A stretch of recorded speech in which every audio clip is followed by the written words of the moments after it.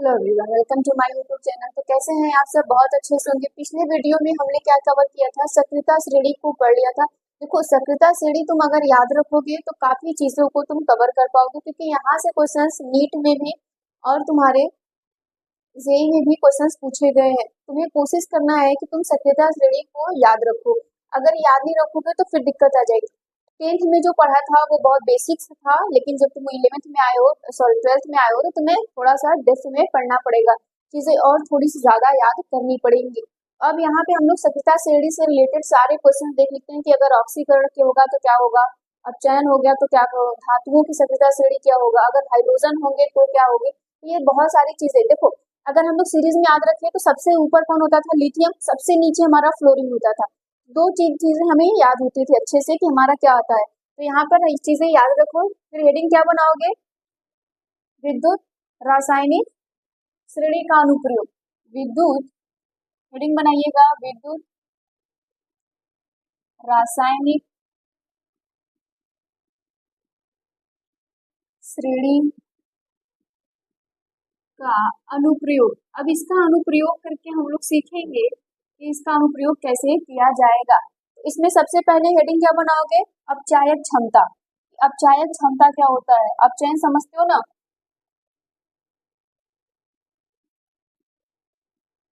अपचायक क्षमता। अपचायक क्षमता अगर किसको हम लोग कैसे इसमें पहचानेंगे? अगर एग्जाम्पल अगर आपके पास दे दिए जाए, कई सारे विद्युत श्रेणी के मेटल्स को दे दिया जाए या नॉन मेटल्स को दे दिया जाए, पूछा जाए अगर आपसे कि इसमें अपचायक क्षमता किसकी ज्यादा होगी, तो कैसे याद रखेंगे? एक फॉर्मूला होता है, उसको याद रखिएगा। जो हमारा अपचायक क्षमता होता है ना, वो क्या होता है? इनडायरेक्टली प्रोपोर्शनल क्या होता है? आप बोल सकते हो अपचायक क्षमता क्या होता है? इनडायरेक्टली प्रोपोर्शनल 1 इलेक्ट्रोड पोटेंशियल, मतलब इलेक्ट्रोड विभव आप बोल सकते हो। तो यहाँ पे आप लिखोगे अपचायक क्षमता समानुपाती नहीं होता। क्या होता है? व्युत्क्रमानुपाती, मतलब 1 यहाँ पे इलेक्ट्रोड पोटेंशियल, मतलब इसको हम लोग क्या लिखेंगे? इलेक्ट्रोड विभव। क्या लिखेंगे? इलेक्ट्रोड विभव। ये कुछ इस प्रकार से होंगे। तो कभी कभी अगर आपसे इस ये दे दिया जाए और पी दे दिया जाए तो इसका क्या मतलब होता है? इलेक्ट्रोड पोटेंशियल है। अगर ध्यान से तुम देखोगे तो जब तुम्हारा ये बढ़ेगा, ठीक, तो ये घटेगा। समझ में आ रहा है? और जब तुम्हारा ये बढ़ेगा तो ये घटेगा। ये चीज हमेशा याद रखना। इनडायरेक्टली प्रोपोर्शनल में यही होता है। डायरेक्टली प्रोपोर्शनल में तुम्हारा ये होता है कि अगर ये बढ़ रहा है तो ये तुरंत बढ़ जाएगा, लेकिन इनडायरेक्टली प्रोपोर्शनल होता है कि अपचायक क्षमता अगर तुम्हारा बढ़ रहा है, मतलब रिड्यूसिंग, ठीक, अपचायक क्षमता अगर तुम्हारा यहाँ पे बढ़ रहा है, इलेक्ट्रोड विभव घटेगा। इलेक्ट्रोड विभव बढ़ेगा तो ये क्या होगा? तुम्हारा अपचायक क्षमता घटेगा। अब हम लोग जब सक्रियता श्रेणी पढ़ रहे थे तो उसमें हम लोग विभव भी मेंशन किया गया था कि विभव में कैसा होगा। तो लिथियम ऊपर होता था, तो फिर उसके बाद क्या होता था? फ्लोरीन सबसे नीचे, मतलब कि लिथियम का इलेक्ट्रोड विभव क्या होता था? सबसे कम, तो उसकी सक्रियता श्रेणी सबसे अधिक होती थी। ये कई सारी चीजें हैं जिनको तुम्हें याद रखना है, ठीक। कुछ एग्जाम्पल करवा दे रहे हैं, ठीक है। अब देखिए, ये हो गया आपके पास क्वेश्चन दिया है। 4 तल है, ए है बेटा, बी है और क्या है? सी है और डी। 4 तल है, ठीक, यहाँ पे डी होगा, ठीक है। आपके पास दिया गया है और क्या बोल रहा है कि अपचायक का बढ़ता हुआ क्रम बताओ। बढ़ता हुआ क्रम बताओगे तो तुम्हें देखो वहां पे ए का मान कितना दिया है? -2.0 बी दिया है, फिर बी का मान दिया है -1.7 बी दिया है, सी का मान दिया है +0.76 भी दिया है, डी का मान जो दिया है -3.0 भी दिया है। अब आपको मानक इलेक्ट्रोड, सॉरी, आपको क्या बताना है? अपचायक क्षमता का बढ़ता हुआ क्रम। अब तुम ध्यान से देखो यहाँ पे, ठीक, ये क्या हो रहा है? जिसका मानक इलेक्ट्रोड विभव क्या होगा बताओ? यहाँ पे जिसका मानक इलेक्ट्रोड विभव ज्यादा होगा तो उसका क्या करेंगे हम लोग? अपचायक क्षमता कम होगा, और जिसका कम होगा उसका ये क्या होगा? ज्यादा होगा। तो हमें बढ़ते हुए क्रम में लिखना है। तो तुम्हारे मन में पहले से ही आ गया कि यहाँ पे डी जो माइनस में होता है, तुम्हें पता है कि अगर -1 बोला जाए, -3 बोला जाए, कौन बड़ा है? तो आप बोलोगे कि इसमें से ये है, ठीक। जिसका माइनस में जितना मान बड़ा वो ज्यादा कम होगा और जितना छोटा वो अधिक होगा। तो ये बड़ा। तो अब आपसे पूछा जा रहा है कि बढ़ते हुए क्रम में लिखो, मतलब सबसे बढ़ते हुए। तो सबसे बढ़ते हुए क्रम में तो हमारा डी आएगा लास्ट में, ठीक। फिर उससे कम कौन होगा, जल्दी बताइए। उससे कम क्या होगा, बी होगा कि नहीं होगा, कि ए होगा, जल्दी बताओ। ए होगा ना भाई, सॉरी ये प्लस में है, ए होगा यहाँ पे। तो ए हो गया। फिर उसके बाद कौन आएगा, उसके बाद जल्दी से बताइए कौन आएगा। उसके बाद आपका बी आएगा। बी के बाद कौन आएगा, बी आएगा। फिर बी के बाद कौन आएगा, ए आएगा। कुछ इस प्रकार से होंगे आपके, ठीक। तो ये बढ़ते हुए क्रम में हुए है ना। इससे ज्यादा ये है, इससे ज्यादा ये है। सॉरी सी कहाँ गया भाई, यहाँ पे सी होगा, ठीक। तो ऐसे समझ में आ रहा है ना, जो सी है वो बी से कम है लेकिन इससे थोड़ा ज्यादा है, तो लास्ट में सबसे ज्यादा डी हो गया। तो ये हमारा हुआ बढ़ते हुए क्रम में। इसी प्रकार से आपसे अगर पूछा जाएगा आक्सीकरण क्या होता है, ये दूसरा बनाओगे। आक्सीकरण में भी देखो क्या होता है, तो क्या लिखोगे, आक्सीकारक क्षमता। आक्सीकारक क्षमता, आक्सीकारक क्षमता में भी क्या होगा, याद रखिएगा। आक्सीकारक जो क्षमता होगा वो डायरेक्टली प्रोपोर्शनल होता है किसके, इलेक्ट्रोड विभव के। आप लिखोगे कि आपका जो आक्सीकारक आक्सीकारक जो क्षमता होता है वो क्या होगा, डायरेक्टली प्रोपोर्शनल किसके होगा, ईपी के, मतलब इलेक्ट्रोड विभव। मैंने इलेक्ट्रोड विभव लिखा, यहाँ पे ईपी लिख रहे हो, तुम ये इलेक्ट्रोड विभव भी लिख लेना। इसका मतलब ये बढ़ेगा तो ये भी बढ़ेगा, इसमें कोई ऐसी चीज नहीं है। अगर आपसे मैं पूछूं तो आप क्या जवाब दोगे, जल्दी बताओ। अगर इसी में से आपसे पूछ लिया जाएगा तो क्या करोगे, किसका बताओगे। इसमें भी अगर आपसे पूछ लिया जाएगा कि बढ़ते हुए क्रम में लिखिए, तो आप बढ़ते हुए क्रम में लिखोगे कि नहीं, बिल्कुल लिख सकते हो। देखो चलो यहाँ पे मैं आपके पास कुछ क्वेश्चन दे रही हूँ, इसको क्वेश्चंस के लिए यहीं पे कर दे रहे हैं। ए का जो मान है, ए का मान दिया है -2.0 वोल्ट, ठीक। या 7 भी कर लो, यहाँ पे कोई दिक्कत नहीं है, ये हो गया। बी का जो मान है वो दिया है +1.2 वोल्ट है। सी का जो मान दिया गया है, जो सी की वैल्यू है वो है -0.44 वोल्ट। जो डी का मान है वो दिया है +2.19 वोल्ट। अब आपसे पूछा जाए आक्सीकरण का बढ़ते हुए क्रम में लिखिए। अगर आपसे पूछा जाए यहाँ से आक्सीकरण का बढ़ता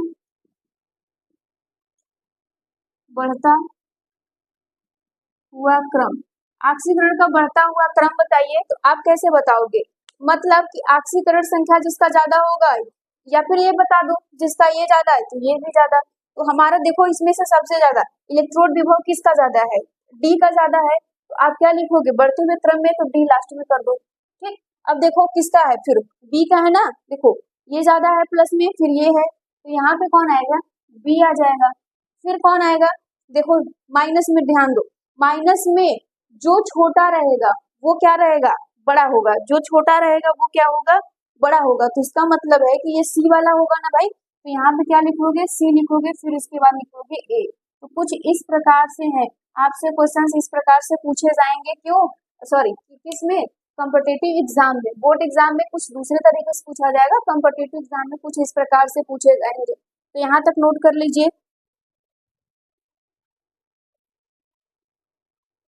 से पूछा जाए धातुओं की क्रियाशीलता, तो इसमें नेक्स्ट हेडिंग बनाना है धातुओं की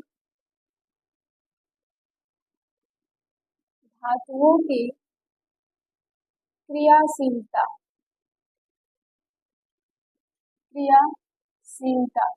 ठीक है। धातुओं की क्रियाशीलता में क्या होगा, तो क्रियाशीलता जो होती है वो बिल्कुल उसी तरह होगा अपचायक की तरह, बिल्कुल अपचायक की तरह, मतलब वहां पे इनडायरेक्टली प्रोपोर्शनल होगा, जैसे देखे थे ना। तो यहाँ पे क्या लिखोगे, जो आपका बेटा क्रियाशीलता होगा ना, क्रियाशीलता जो होगा वो व्युत्क्रमानुपाती होगा, समानुपाती नहीं होगा। तो ऐसे होगा 1/, इलेक्ट्रोड विभव, ठीक। इलेक्ट्रोड पोटेंशियल, भाई साहब ये इलेक्ट्रोड विभव है, आप लिख सकते हो, कोई दिक्कत नहीं है। तो ये याद रखिएगा, इसका मतलब है कि जो हमारा अपचायक होता था और वही चीज यहाँ पे है, तो इसी प्रकार से बेटा ऐसे हो सकता है ना, अपचायक भी कुछ इसी प्रकार का था। ठीक, तो इसका मतलब ये है कि हमारा क्रियाशीलता और अपचायक ये दोनों क्या होंगे, बराबर भी हो सकते हैं, बराबर भी नहीं होंगे ही।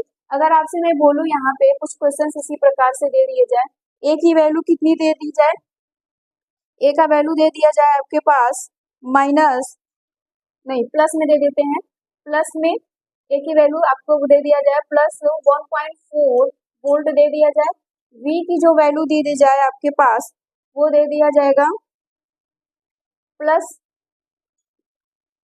0.30 वोल्ट, सी की जो वैल्यू आपके पास दी जाए, सी की जो वैल्यू आपके पास दिया जाएगा वो दिया जाएगा माइनस 1.17 वोल्ट, और जो डी की वैल्यू दे दिया जाएगा बेटा, वो डी की वैल्यू दे दिया जाए आपके पास माइनस 1.46 वोल्ट। अब आपसे पूछा जाए क्रियाशीलता किसकी बताओ, तो इसका क्या बताओगे कि अगर ये कम होगा तो ये ज्यादा होगा, तो इसमें ढूंढो जिसकी वैल्यू सबसे कम होगी उसी में, अब तो सबसे कम किसका होगा, जल्दी से बताओ, जल्दी बताओ, इन दोनों में देखो और बताओ कि कौन ज्यादा होगा, ध्यान से देखो। अरे यहाँ पे देखो ना, इस ये ज्यादा है एज कंपेयर इसके, है ना, एज कंपेयर इसके। अगर मैं चलो इसको भी माइनस कर दूं, चलो इसको मैंने प्लस कर दिया, इसको माइनस कर दिया, अब ध्यान से देखो। ठीक, अब अगर तुम ध्यान से देखोगे तो यहाँ पे क्या होता था, जो हमारा निगेटिव में ज्यादा होता था वो रियल में कम होता है, और जो निगेटिव कम होता है वो ज्यादा होता है। तो अगर मैं यहाँ पे बोलूँ, चलो इसको लाख बना दूं, अगर मैं बोलूँ कि माइनस 1,46,000 है ना, 1,46,000 ज्यादा है माइनस में, कर्ज में जब तुम मान लो कि कर्ज लिए हो 1,46,000 कर्ज लिए हो, दूसरा कोई बस 46,000 कर्ज लिया है, या फिर मान लो यहाँ पे 4,000 कर्ज लिया है, तो कौन ज्यादा होगा, तुम्हारा ज्यादा होगा, तो ये चीज ज्यादा। तो मतलब कि अगर ईपी की वैल्यू क्या रहेगी यहाँ पे माइनस में अधिक होगी, तो ये क्या हो जाएगा, तुम्हारा बढ़ जाएगा। आप यहाँ पे लिखोगे सबसे अधिक क्रियाशील होगा। ठीक, सबसे अधिक ये क्रियाशील होगा, बोलो हाँ या ना। देखो जो भी डाउट होगा तो कमेंट में जरूर बताना, लेकिन मैं कोशिश कर रही हूँ कि पूरी चीजें आपको अच्छे से समझ में आए। तो ये चीजें हमेशा, इसमें कुछ भी नहीं करना है, बस देखना है, समझना है और आपको बताना है। ठीक है, तो ये सारी चीजें आपको आनी चाहिए। अब नेक्स्ट हेडिंग क्या बनाएंगे आप, प्रतिस्थापन। क्या बनाएंगे यहाँ पे, प्रतिस्थापन जो होगा। प्रतिस्थापन में क्या होता है, प्रतिस्थापन हम लोग 10th में भी पढ़े हैं ना, बोलो हाँ या ना। प्रतिस्थापन क्षमता 10th में ये हम लोग पढ़े हैं। प्रतिस्थापन क्षमता क्या होती है, बिल्कुल सक्रियता श्रेणी की तरह होता है। तो यहाँ पे क्या करेंगे हम लोग, बोलेंगे कि जो ज्यादा रिएक्टिव से एलिमेंट होगा वो क्या करेगा, कम रिएक्टिव एलिमेंट को हटा देगा, है ना। मोर रिएक्टिव एलिमेंट क्या कर देगा, लेस रिएक्टिव एलिमेंट को हटाएगा। तो यहाँ पे बिल्कुल इसी प्रकार से होगा। तो यहाँ पर आप लिखोगे जो हमारा प्रतिस्थापन होगा, ठीक, जो हमारा प्रतिस्थापन होगा वो इनडायरेक्टली प्रोपोर्शनल किसके होगा, ईपी के, मतलब इलेक्ट्रोड विभव के। किसके होगा, इलेक्ट्रोड विभव के। तो आप लिखोगे श्रेणी में, श्रेणी ध्यान से देखना, श्रेणी याद होनी चाहिए। श्रेणी में ऊपर, श्रेणी में ऊपर स्थित धातु, श्रेणी में ऊपर स्थित धातु अपने नीचे स्थित धातु को प्रतिस्थापित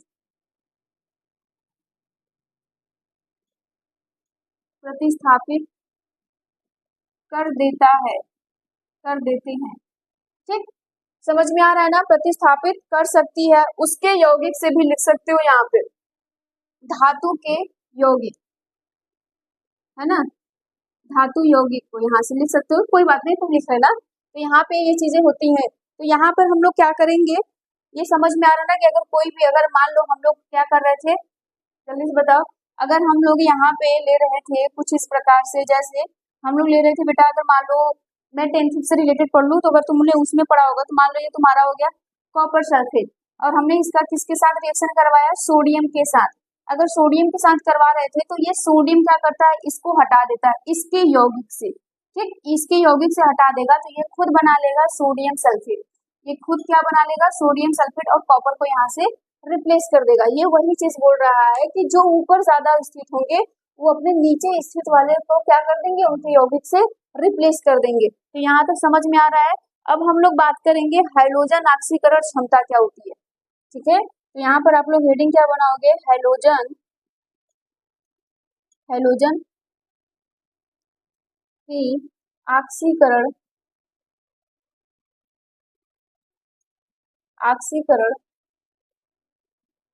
क्षमता। ठीक, हाइड्रोजन की ऑक्सीकरण क्षमता जो होती है वो क्या होती है? डायरेक्टली प्रोपोर्शनल होता है। मतलब ये ठीक ऑक्सीडेशन वाला है और ये डायरेक्टली प्रोपोर्शनल क्या हो जाएगा? ईपी, मतलब इलेक्ट्रोड विभव के हो जाएगा। क्या हो जाएगा? इलेक्ट्रोड विभव के कुछ इस प्रकार से होंगे। तो हाइड्रोजन हमारे पास जो होंगे, ठीक, हाइड्रोजन जो हमारे पास होंगे, तो हम लोग क्या कर रहे थे? हमें याद था कि हाइड्रोजन को अगर हम लोग देखते तो फ्लोरीन सबसे नीचे होता था। ऑक्सीडेशन के हिसाब से यहाँ पे हाइड्रोजन की ऑक्सीकरण की क्षमता के आधार पे तुम वहां पे करोगे। तुम्हें ये जानने ही पता है कि जो हमारा फ्लोरीन होता है, फ्लोरीन का क्या होता है? इलेक्ट्रोड विभव क्या होता है? कम होता है कि ज्यादा? ये चीज कमेंट में जरूर बताना, हम लिखवाए भी है। तो यहाँ पे क्या हो जाएगा? F2 क्या होगा? ज्यादा होगा किसके? Cl2 से। Cl2 ज्यादा होगा किसके? Br2 से।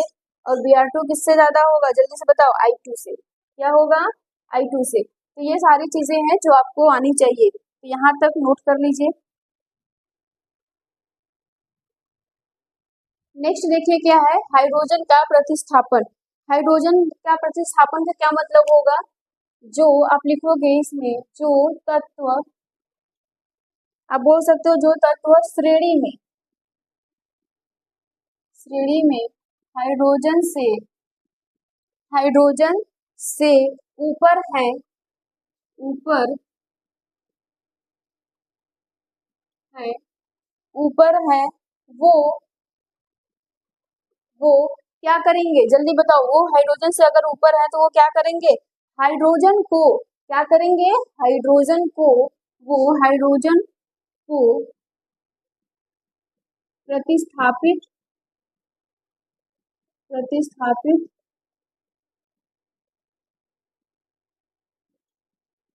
कर सकते हैं। ठीक, प्रतिस्थापित कर सकते हैं या कर सकता है, लेकिन जो तत्व हाइड्रोजन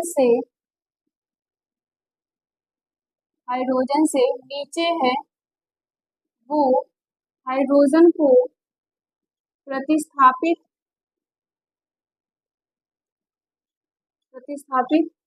नहीं कर सकते। ठीक है, क्या बात समझ में आ रही है? ये हाइड्रोजन को प्रतिस्थापित नहीं कर सकते हैं। अब कुछ हम एग्जाम्पल करके देखेंगे तो हमें ज्यादा बेटर समझ में आ जाएगा। ठीक, अब एग्जाम्पल के लिए हम लोग क्या करेंगे? आ जाओ। ये हमारे पास है जिंक और ये हमारे पास H2SO4। ठीक, अब इसमें अगर आपसे पूछा जाए तो आप बोलोगे बिल्कुल रिएक्शन हो जाएगा। क्यों? क्योंकि जिंक हमारा ऊपर आता था। अगर तुम्हें 10th में भी सीरीज याद होगा या फिर इसमें भी सीरीज याद होगा तो ये हमारा क्या हो जाएगा? ये हाइड्रोजन क्या कर जाएगा? जिंक यहाँ से इसको प्रतिस्थापित कर देगा, मतलब बना क्या लेगा? Zinc sulphate. और यहाँ से हाइड्रोजन को क्या कर देगा? निकाल देगा। ठीक, अगर दूसरा बोला जाए ये तब कब है? जब ये हाइड्रोजन से ऊपर वाले हैं। अब अगर मैं दूसरा एग्जाम्पल दूं आपसे, ये रहा कॉपर, सेम प्रोसेस है, सेम चीजें। और दूसरा कौन सा है? निकिल दे दिया मैंने, सॉरी चलो हमने प्लेटिनम ले लेते हैं। ये दे दिया और ये किसके साथ रिएक्शन करवा रहे हैं? H2SO4 के साथ। अब बताओ यहाँ पे रिएक्शन होगा कि नहीं होगा? जल्दी बताओ। अगर तुम्हें याद होगा तो तुम ये बता सकते हो कि जो कॉपर होता है वो लास्ट में आता है और जो PDB होता है वो भी लास्ट में आता है हाइड्रोजन के। तो ये रिएक्शन नहीं होगा, ये रिएक्शन नहीं होगा। कुछ चीजों को ध्यान में रखिएगा। अभी तो ये चीजें आ रही है कि रिएक्शन नहीं होगा, लेकिन 4-5 महीने बाद तुम लोग जबरदस्ती करवाओगे जरूर, क्योंकि कुछ ना कुछ दिया है तो कुछ ना कुछ तो बनाना पड़ेगा ना। ऐसा सोचोगे नहीं होगा ऐसा, ये ध्यान रखिएगा। शत्रुता श्रेणी अगर पढ़ेंगे तो याद रहेगा। तो ये रिएक्शन नहीं होगा। ठीक, अब हम लोग बात करते हैं धातु ऑक्साइडों का अपचयन। नेक्स्ट क्या हेडिंग बनाइएगा? धातु ऑक्साइडों का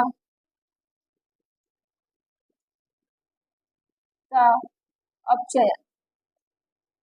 धातु ऑक्साइडों का अपचयन में क्या होगा, तो इसमें क्या होता है कि क्या होगा, श्रेणी में आप बोल सकते हो कि श्रेणी में आयरन के नीचे उपस्थित सभी धातुओं ऑक्साइडों का हाइड्रोजन से अपचयित हो जाते हैं। आप बोलोगे कि जो हमारा श्रेणी है उस श्रेणी में जो क्या होंगे, आयरन से क्या होंगे, ऊपर के नीचे, आयरन से नीचे जो उपस्थित होंगे वो हाइड्रोजन से क्या हो जाएंगे, प्रतिस्थापित कर जाएंगे, क्या हो जाएंगे, प्रतिस्थापित या फिर अपचयित हो जाएंगे। तो यहाँ पे लिखोगे जो श्रेणी में आयरन से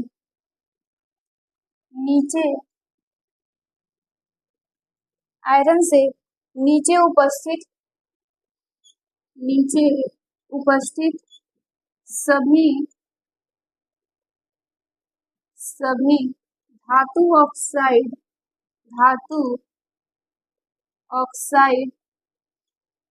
हाइड्रोजन से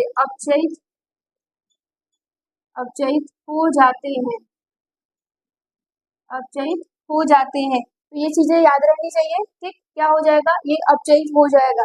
अब आइए देखते हैं, यहाँ पे कौन है, CDO, कैडमियम ऑक्साइड, ठीक, ये क्या करेगा, हाइड्रोजन के साथ रिएक्शन करेगा। अब आपको बताना है कि ये हाइड्रोजन से आयरन से ऊपर है कि नीचे है, ये चीजें। अब मैंने यहाँ पे दिया है तो भाई साहब ये नीचे तो होगा, लिखा भी है ना कि ये नीचे है, ये नीचे होगा ही। नेक्स्ट एग्जांपल अगर आपसे दे दिया जाए निकिल और ये हाइड्रोजन के साथ रिएक्शन करवा दिया जाए, कैल्शियम दे दिया जाए, कैल्शियम ऑक्साइड फिर से हाइड्रोजन के साथ, और क्या दे दिया जाए, आयरन, ठीक, क्या दे दिया जाए, आयरन दे दिया जाए, इसके साथ क्या होगा, तो आप क्या करवाओगे, रिएक्शन करवाओगे ना, तो रिएक्शन यहाँ पे होना चाहिए। अब देखो ये सब रिएक्शन होंगे। अब अगर सीरीज में तुमको याद होगा तो कैडमियम का मतलब हो सामने चाहे CM हो या DM, जिद करो, मैंने वो लिखवाया था। तो यहाँ पर क्या हो जाएगा, बना लेगा क्या, कैडमियम को अलग कर देगा, अपचयित कर देगा और खुद बना लेगा वाटर, खुद क्या बना डालेगा, वाटर, हाइड्रोजन। फिर यहाँ से भी निकिल को क्या कर देगा, बाहर निकाल देगा, खुद वाटर बन जाएगा। यहाँ बिल्कुल कैल्शियम को भी वही चीज करेगा, खुद वाटर बन जाएगा।